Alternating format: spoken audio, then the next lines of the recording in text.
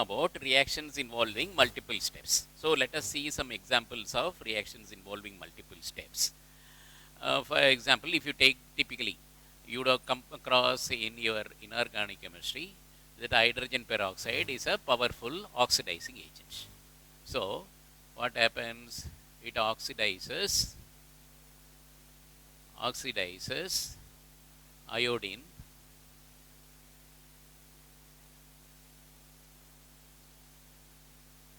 any iodide salt, it oxidizes any iodide salt to get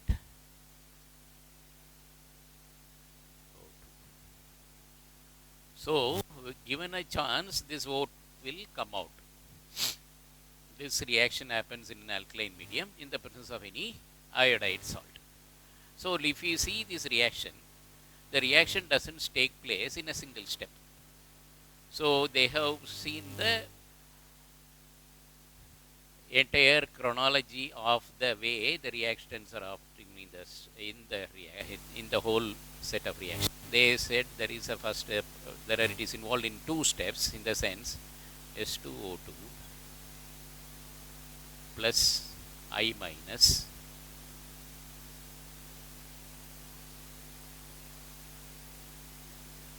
they say S2O2 first react with some quantity of the iodide salt to become S2O plus IO minus. This is the IO salt which is further reacting with some more of S2O2, some more of S2O2 to become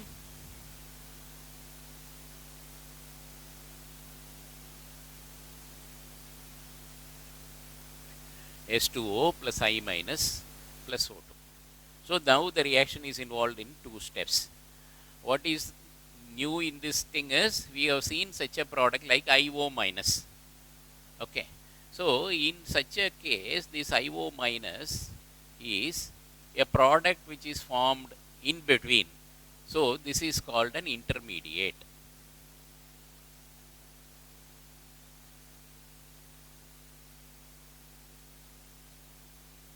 This is called an intermediate. And generally, all intermediates are supposed to be very, very unstable compounds. Very, very unstable compounds. Why? Because it has a IO minus charge. So, given a chance, it wants us to become stable.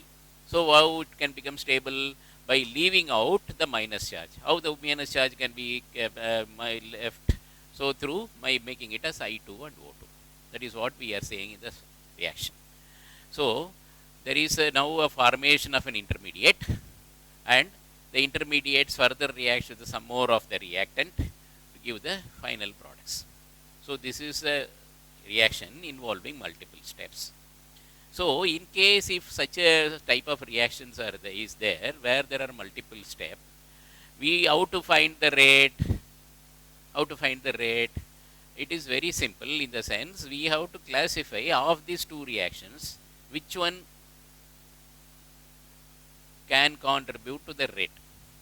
So generally this is this intermediate formation they say generally, and they have also measured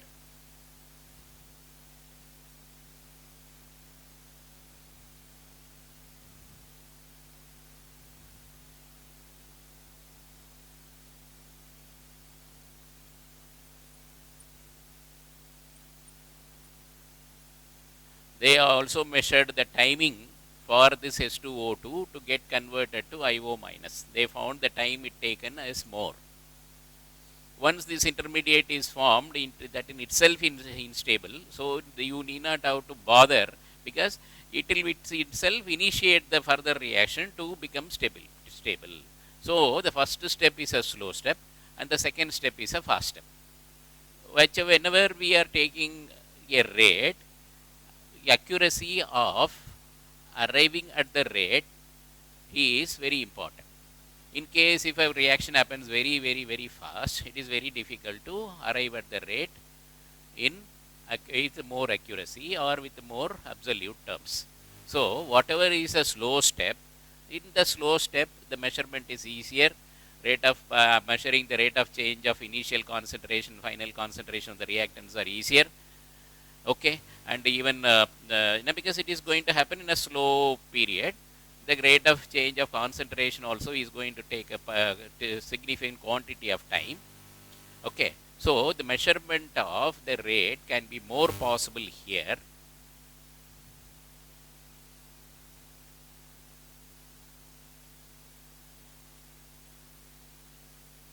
Whereas it is not possible in the second step. So whenever we are able to make the measurement accurate, only such things are going to contribute to the reaction rate. So this step can be among the two steps. The first step can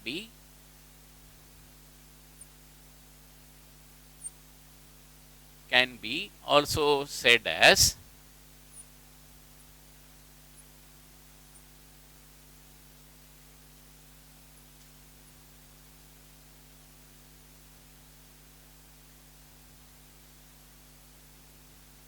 this can also be said as rate determining step.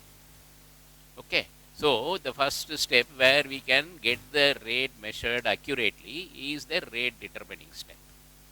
Okay, for this we will, for understanding this is much better, you would have come across, of course most of you may be from the city, but people generally they say, there is also a saying in most of the regional languages, if somebody is having some 100 cattle, a big jamindar is having 100 cattle and he employs somebody to graze them. So what this fellow will do, the cattle rearer will send them all and then try to bring them back, and will he be individually counting all the cattle which have entered the stable? No. What he will do, whichever is the cattle or whichever is that thing which is having some problem in walking, okay, definitely it will take more time. So he will first see whichever is that cattle which is having problem, whether it has entered the stable or not. Once it has entered, it is assumed that all the others are inside. So he will not be bothering himself to count the cattle every time when they come back after the grazing. So what it is, so whichever is a slow one, by having an idea or by following the slow one, he is ensuring the accuracy. So like that also, whichever is a reaction which is happening slowly, when we are able to measure this rate very accurately, we are taking this as the rate determining step, and based on this rate determining step only, the order or other things are calculated. We now now let us see about the various type of order reaction, like first order, zero order, other type of reactions. Both first order, second order, third order reaction, there are certain exceptions to these first or second or third order reactions. Let us see which are those exceptions. One is the pseudo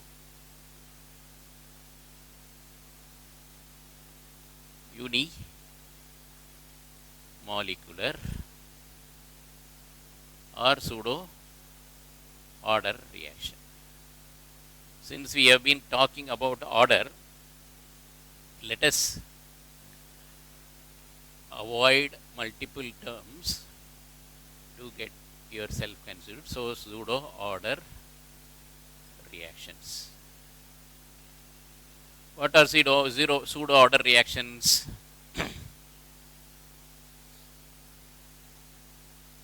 We have seen that the order is the sum of the coefficients of the reactants as seen in the rate law equation.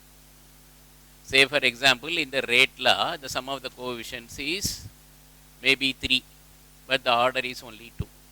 Then that is called a pseudo order reaction. There are some such example of this pseudo first order reaction which are more pronounced. So first you should know what is pseudo order reaction. Pseudo order reactions are reactions where the sum of the coefficients in the rate law equation is not the exact order of the reaction. So now let us see the example of a pseudo first order reaction. What is a pseudo first order reaction? For this, you know the inversion of cane sugar. You know that this cane sugar has a formula of C12H22O11. this in the presence of any acid getting converted as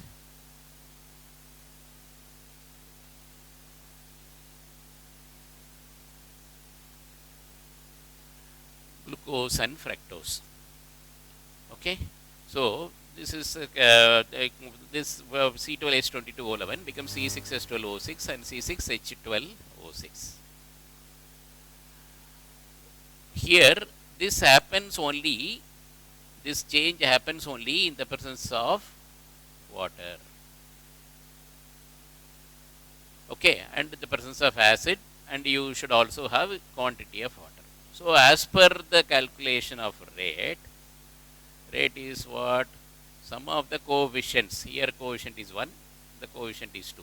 It looks as if the order is 2, but the actual order is, this rate is, no, isn't it? Rate is equal to K into H2O to the power 1.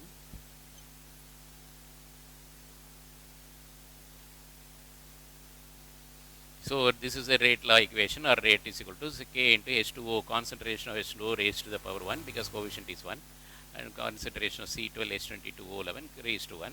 So, order looks as if 1 plus 1 is equal to 2, but the actual order is 1. Why it is 1? Though these two are involved, the quantity of water which is involved is very, very, very high. Okay, the water quantity is very high, so that it will not do any appreciable change in the reaction. Since the quantity is very high, measuring a very high quantity is of no significance. So, it is only the rate of change of concentration of cane sugar which is of importance in calculating the order. So, the order is 1. So, as per this thing, it looks like 2, but it is 1. So, this is called pseudo first order reaction. I hope you are able to understand. Now, let us see what is zero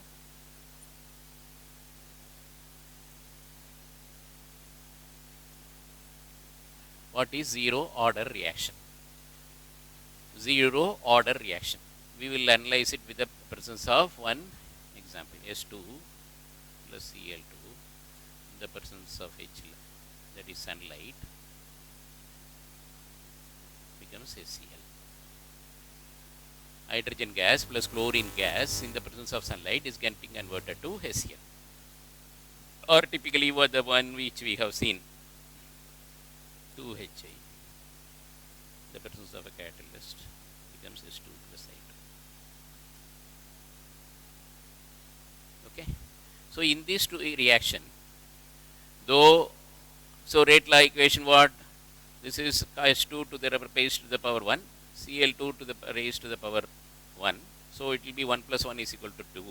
But what we find in this reaction, when we are measuring the rate appears to be uniform irrespective of the change in concentration. Rate appears to be uniform means what? Rate is equal to what, how we are measuring rate of change of concentration divided by time. So, in the first we also see the more the concentration, more will be the rate, isn't it? So, whereas if the rate remains to be constant throughout the reaction, that is delta T, if by concentration by delta T, that is deltas into concentration of this change of concentration divided by delta T is a constant throughout the reaction, then such a reaction is called zero order reaction. These are, apart from that, we have already seen first order reaction, second order reaction, third order reaction. These are two exceptions to general order. So, we are studying this pseudo or zero order reaction. Seen about some of the pseudo order reactions. Let us see what is half-life.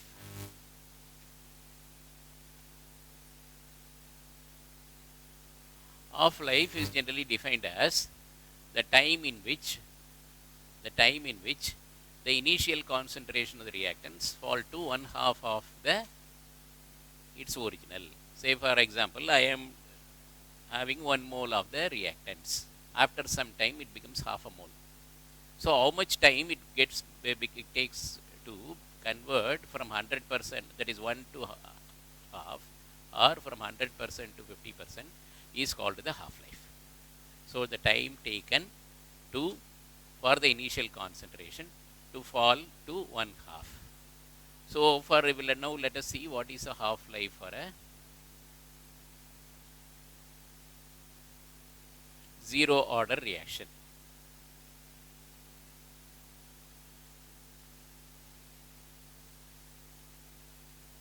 What is the half-life for a zero order reaction? So in case if it is a zero order reaction, you know, as usual, we have to take the rate law. As per the rate, you know, rate is, say for example, initial concentration of a product is R, that is R0, and it is reduced to 1 by R0. R0 becomes 1 by R0 in a time t. So this is the t. So what is t half for this reaction, or what is the rate rate law equation, or what is the rate? Rate is rate of change of concentration, that is 1 minus half. So the denominator, I mean numerator is half, and the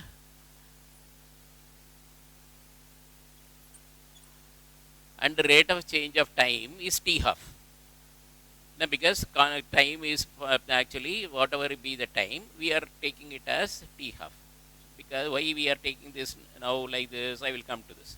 So if you express the rate law equation, and the rate is equal to a constant k into initial minus final concentration is half, okay, divided by t half. So once you bring this t half here,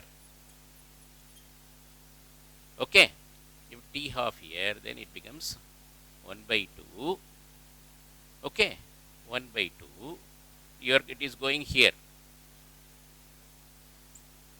1 by 2 k into concentration of R0, that is concentration of the product at the start of the reaction, or initial concentration of the product. So 1 by 2 k into R0 is the t half of this reaction. I hope you are able to understand.